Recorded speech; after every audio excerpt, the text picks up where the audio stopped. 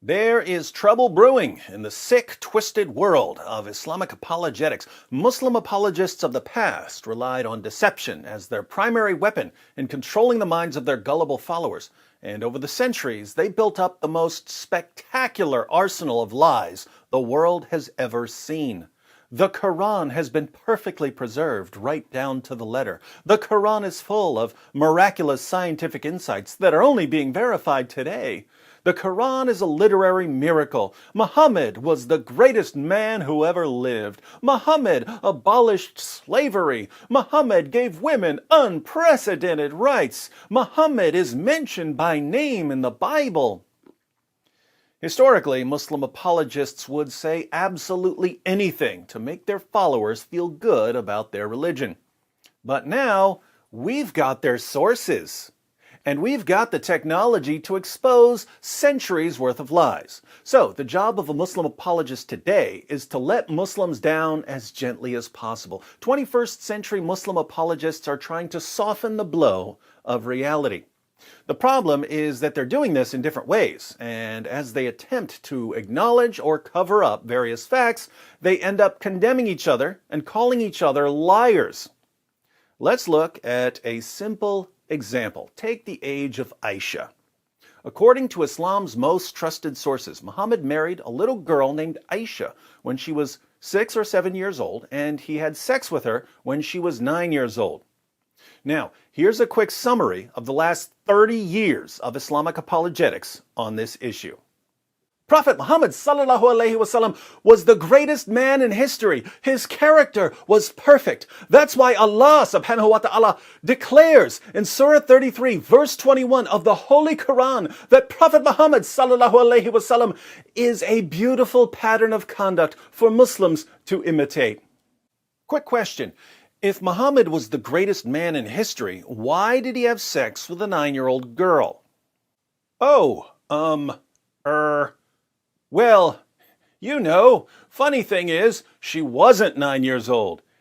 Yeah, the Muslim sources give all kinds of different ages for Aisha. Some say she was 9, some say she was 19. There's just no way of knowing how old she was. So, let's assume she was 19. I just finished going through your sources, and there's absolutely nothing saying that she was 19 or 18 or 17 or 16 or 15 or 14 or 13. Your most trusted sources are unanimous on the fact that she was 9 years old when her prophet climbed on top of her. She was 19, though. That's not what your sources say. She was 19. But that's not what your sources say. I assure you that she was 19. But your sources assure me that she was 9, so... The Arabic word for 9 actually means 19. But it doesn't, though. Recently, mathematicians have proven that 9 equals 19. But they didn't. Have you heard of the miracle of the number 19? That's not what that means. Plus, it's stupid. Well, scientists have discovered that during the 7th century, the Earth revolved around the sun at a different speed, so a 9-year-old girl was basically 19. I'd like to see some evidence for that. Unfortunately, the scientific evidence is all in Arabic, so I'll need you to trust me on this one. Yeah, since everything you've said so far is a lie, I'm afraid I just can't trust anything you say until you start telling me the truth. Fine, she was 9. But Rebecca was 3 and Mary was 12 and Joseph was 90. I can't give any sources for any of that, but trust me anyway. I don't have to prove anything I'm saying because Islam. Remember when I warned you about lying? So, by pressing the issue for 3 decades straight, we finally got Muslim apologists to admit that Aisha was 9 years old when her prophet started having sex with her. The next step will be to get them to admit that Aisha hadn't reached puberty when her prophet started having sex with her. Islam's most trusted sources acknowledge that she hadn't reached puberty, but it always takes years for Muslim apologists to admit what their sources say. So we'll give them another decade or so to be honest about this. Now, since Muslim apologists are finally admitting that Aisha was 9 years old when her prophet had sex with her, they're simultaneously accusing other Muslim apologists, those who claim that Aisha was much older than 9, of lying about this. And I'm not exaggerating here. Sheikh Yasir Qadhi specifically says that Muslims who deny the young age of Aisha are lying. And oh Muslims, don't apologize for the truth and don't distort the truth. There are Muslims that try to deny this. Oh, he didn't marry Aisha as a young girl. Ya akhi, look, that's not the way forward.